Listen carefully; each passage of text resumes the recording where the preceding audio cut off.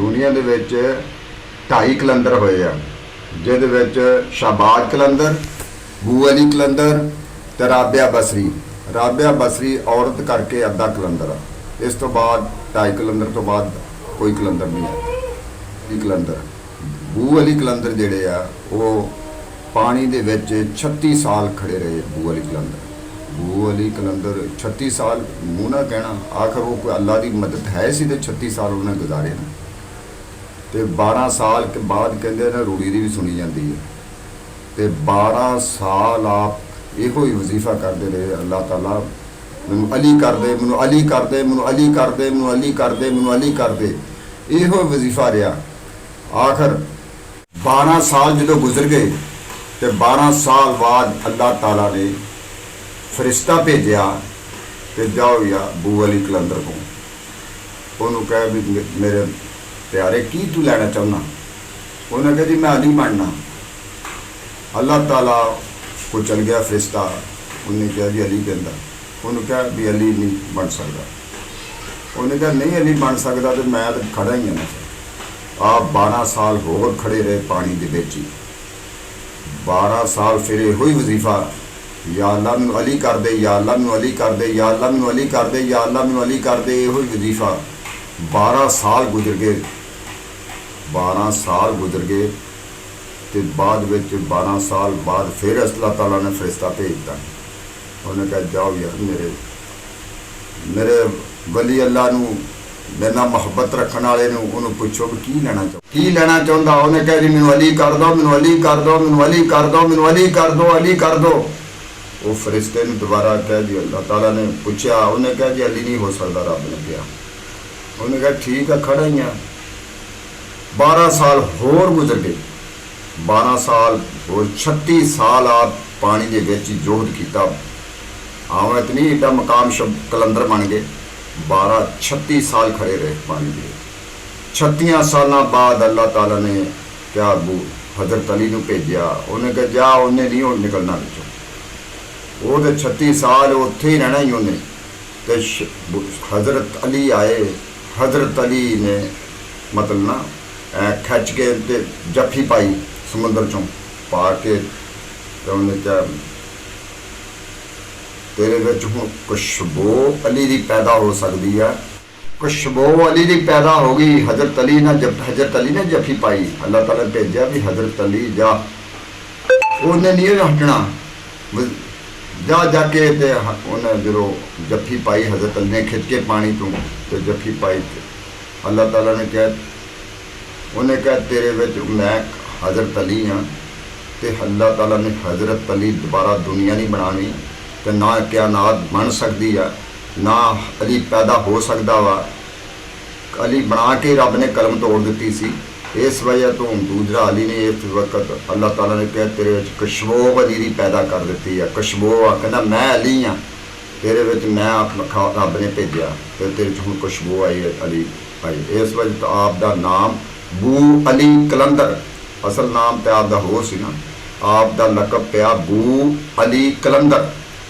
ये उतों पिया जो हजरत अली ने आपने जफ्फी। 36 साल बाद बू अली कलंदर उतों फारग हो के ते जंगल दे विच बैठे है डेरा, तो खजूर की मंजी पई है, तो उत्थे बैठे। हुण माइयां नाल आउणी जिन्हां दे औलाद है नहीं सी, उन्होंने ना क्या चलो अल्लाह का दरवेश है तो वो दुआ कराने भी चलो सानू रब पुत्र दे दे। वो चल गईयां। वो अजकल के बजुर्ग नहीं सी, वो गईयां। आपने फनाउल वजूद सी, आपने अपने आप को खत्म कर लिया सी, अल्लाह के नाल डायरैक्ट राबता कर लिया सी। हाँ उन्होंने अल्लाह के नाल सीधी यारी सी, तो अल्लाह ताला ही उन्होंने खाना पीना दिंदा सी, तो अल्लाह के नाल ही लज्जत आ रही सी खाण पीण की। इस वजह तो वो बैठे आ, तो माइयां आईयां। माइयां दे आईयां उन्होंने पहले ही पता सी भी इन्हां दिल च की ख्वाहिश है। बू अली कलंदर जिहड़े आ वो सपारी जिहड़ी है ना वो खा रहे सी, सपारी खा रहे टाइम मूँह ऐ करते पे। बू अली कलंदर नूं पता सी भी ये जिहड़ियां बच्चियां जे माइयां औरतां ये किस मकसद वास्ते आईयां। उन्होंने सपारी खा रहे सी, सपारी चो कढ़ के उन्होंने कहा तलियां करो, तलियां अगे कीतियां माइयां ने, तो उन्होंने हथ के उत्ते माड़ा माड़ा निशान लाता है। तो उन्हें कहा जाओ घर नूं। वो घर नूं गईयां, एक रस्ते विच एक जंड सी, एक माई ने थुक समझ के ना तो उन्होंने नाल जंड दे नाल लाता। बाकी सारियां घर चल गईयां, वो भी चल गई जाके। ते जदों मतलब उन्होंने म्याद पूरी हुई तो अल्लाह ताला ने उन्होंने घर बेटे अता किए। तो एक माई दे घर ना बेटा होया। वो कहती चलो बाबे नूं सलाम कर आईए, बाबे नूं सलाम कर आईए। वो सारियां चलियां। और दूसरी जिहड़ी सी कहती मैं भी बाबे को जानी है, वो भी नाल टुर पई। तो बू अली कलंदर को जा पहुंचे। उन्हें सारे बाबा जी सलाम अलैकुम, बाबा जी सलाम अलैकुम, बाबा जी सलाम अलैकुम। उन्हें सलाम किया।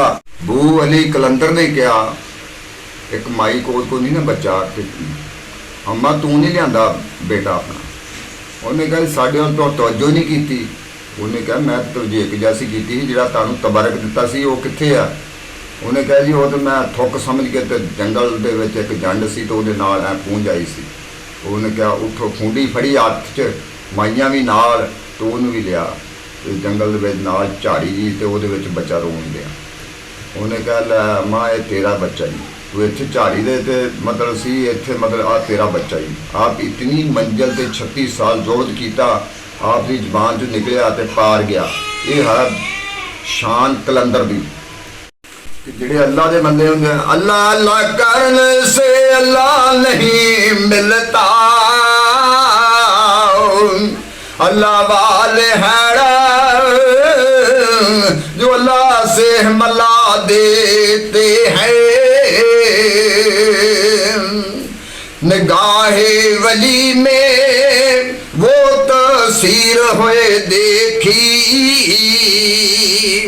बदलती हजारों की तकदीरों है देखी।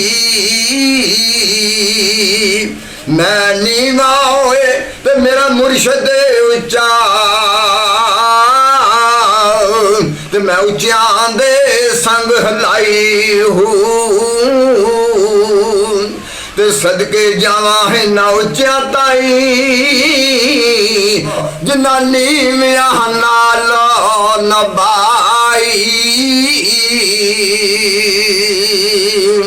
मुस्तफा जाने रहमत पे लाखों सलाम, शमाए बज़ में आदायत पे लाखों सलाम, जिनको बैठे बिठाए सताया गया, जिनको धोखे से कूफे बोला या गया, जिनके बच्चों को प्यास से तड़पा या गया, जिनकी गर्दन पे खंजर चला या गया, उस हुसैन इब्ने हैदर, उस हुसैन